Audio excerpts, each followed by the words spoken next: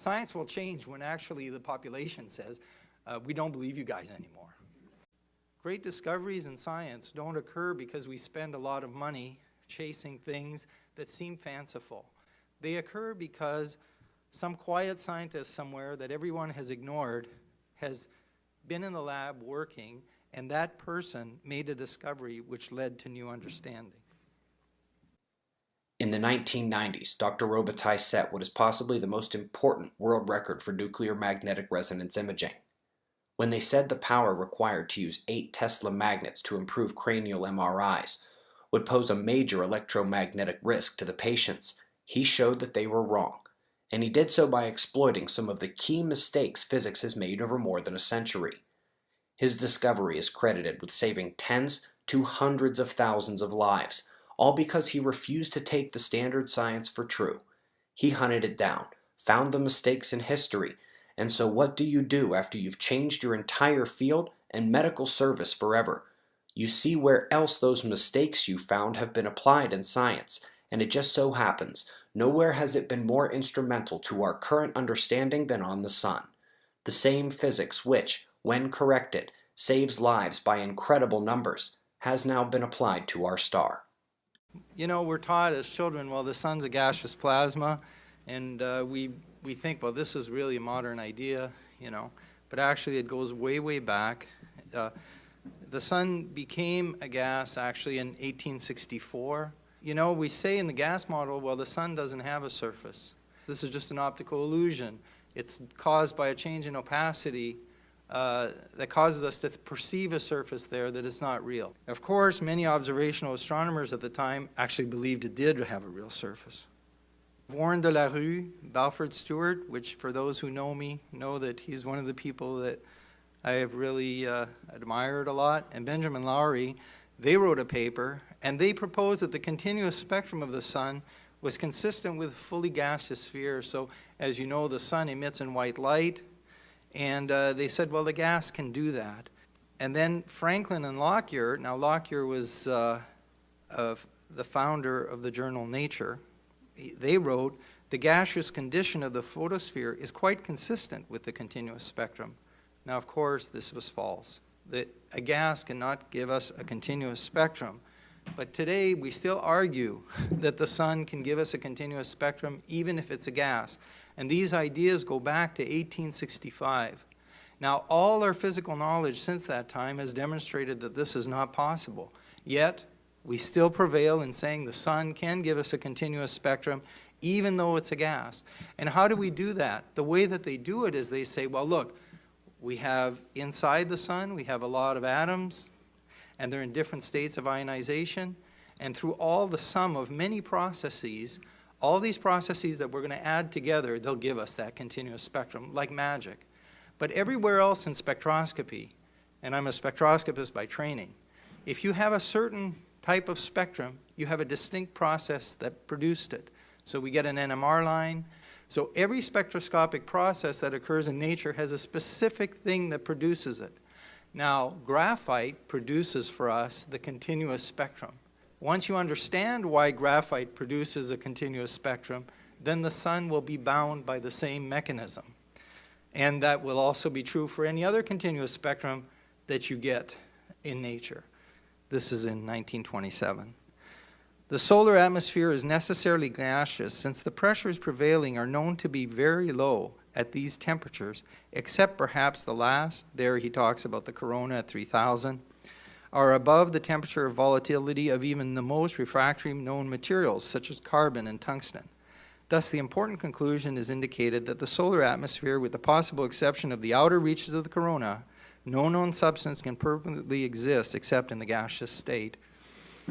And of course, this is because we have critical temperatures, and it was known that the critical temperature of even hydrogen is extremely low. I think it's like 33 Kelvin. And of course, when these people wrote this, they didn't realize that metallic hydrogen would exist, and that will have a different critical temperature, and so it could be a liquid at much higher temperatures and pressures.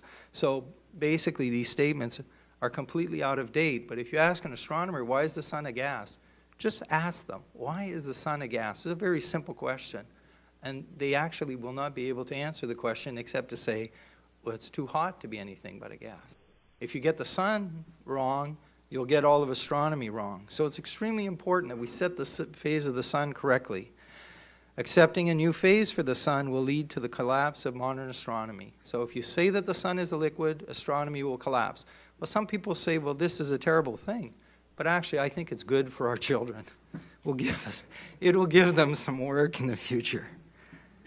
Each star type, stellar evolution, and galactic formation has to be revisited. A liquid sun would be essentially incompressible by definition. So that means stars cannot collapse into black holes at the end of their lives. Stars don't collapse. Big Bang cosmology will be confronted with limits to maximal densities. So if the sun can't collapse, how do the stars collapse? How do you get material into nothing? There's also a problem for Eddington's proof of general relativity, because remember, and the citation is there, for Eddington, the corona could be treated as a vacuum. He had to have it as a vacuum. So we have densities there of 10 to the minus 15 grams per centimeter cube, which is, believe me, a very, very powerful vacuum. So remember that the proof of general relativity is that during an eclipse, the light of distant stars as they crossed near the sun was bent, and this became the first great proof of general relativity. But the problem is, if there's actually density in the atmosphere of the sun, in the corona, you'll have diffraction. And so then you don't have a proof of general relativity. So this has consequences when you change the phase of the sun. It's much more than just changing how all the stars are. Now, I've wrote a paper, got carried away, 40 lines of evidence that the sun is condensed matter. But actually, there's only one proof that we need. And this proof we've had since the days of Langley, when he first measured the continuous spectrum of the sun. And as I mentioned before, in order to have a continuous spectrum like this, the sun must be condensed matter. You cannot get it from a gas, and I've treated this in detail in this paper, Stellar Opacity, the Achilles heel of the gaseous sun. So you cannot take a whole bunch of non-thermal processes, just random spectroscopic processes, take a large sum, and then create this spectrum at every layer inside the sun, and until finally you get it on the photosphere. That requires that whatever soup you're building changes constantly within the sun to have the right properties so that it can change the spectrum with temperature. It just doesn't work. So we have Rosalind mean opacities, which the solar physicists use to treat this problem. And it's just an excuse for not understanding a process. So you can't do it with a gas, and that's the critical point. So Planck commented on the solar spectrum years ago, and people don't, Planck has done a lot in science, and people, they quote scientists when they want, and they decide not to quote them when they don't like what they had to say. But here, Planck says something to the solar physicists of still today. He says, now the apparent temperature of the sun is obviously nothing but the temperature of the solar rays. Now he's talking about the continuous spectrum. Depending entirely on the nature of the rays, and hence a property of the rays, and not of a property of the sun itself. So he's telling you, this is not a property of the sun here. Therefore, it would be not only more convenient, but also more correct to apply this notation directly, instead of speaking of a fictitious temperature of the sun, which can be made to have meaning only by the introduction of an assumption that does not hold in reality. So Planck knows that in order to get a valid temperature, you have to follow the laws of emission. And those laws require certain things. You can't have convection. You can't have conduction. Now, is there convection on the sun? Well, clearly there is. Carrington showed us that there was convection a long time ago, right? We see the sunspots going around. The sun has convection currents. So that forbids you from taking a temperature. So that's against the laws of emission. You have to have enclosure, thermal equilibrium with a rigid enclosure. The sun never meets that requirement.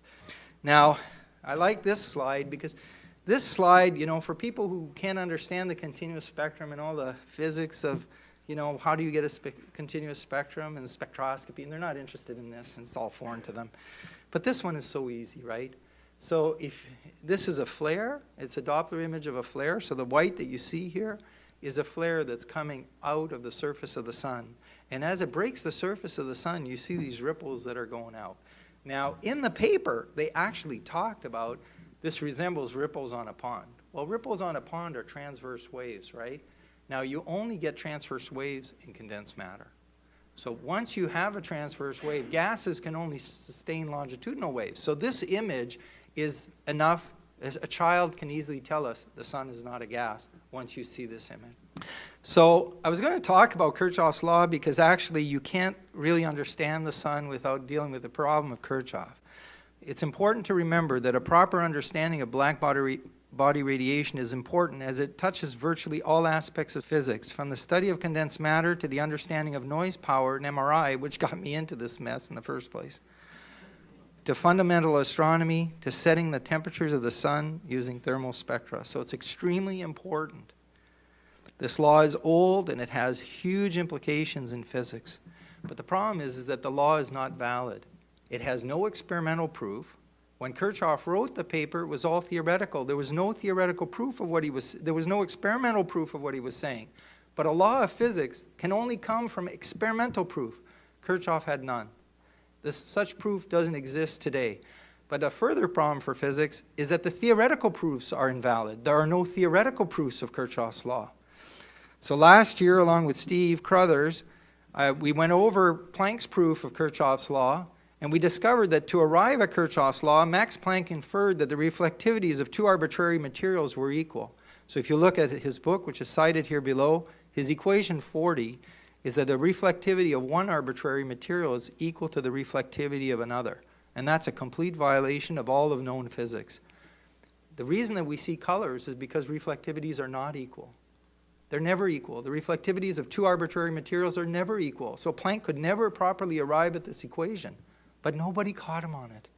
This equation has been sitting in an important physics book for 100 years. Everyone can understand it, right? It's just A equals A prime. It's the same thing. Or R equals R prime. These two reflectivities of two arbitrary materials are equal. Planck tells us the reflectivities of all arbitrary materials are equal. That's a violation of all of known physics. Now, in Planck's world, what does this mean? In Planck's world, there are no colors. So this is where physics has taken us to this state. Because of Kirchhoff's law, Planck's equation has never been linked to the physical world. It's a little complicated to understand, but every equation in physics has to be linked to an underlying mechanism. There has to be a physical cause. But Planck was never able to link his equation because, according to Kirchhoff, the means of generating the black body spectrum was independent of the nature of the walls. It didn't matter what the box was made out of. So Planck was never able to make a link. And this is a huge reason why astronomy is so messed up today. Planck's violation of the laws of reflectivity. And then also the fact that Kirchhoff tried to tell us that without experiment, that his law was valid. How do you make a law of physics without any experiments to prove it? In the end, Kirchhoff's law of thermal emission is not valid as it has no experimental or theoretical proof. As a result, the foundation of the gaseous sun collapses. And that's why I've spent so many years on Kirchhoff's law, people wondering why does he care so much about a law of 1859? And that's the reason, because now let's say, just look at your own lives. If there was a law that said, well, if you're British and you come and drive in the United States, you're not allowed to drive on the right. You must drive on the left. That would not be a good law, right? So the same thing here with Kirchhoff's law. What happens when a law of physics is not correct? And we have built all of modern physics upon it. That's a problem.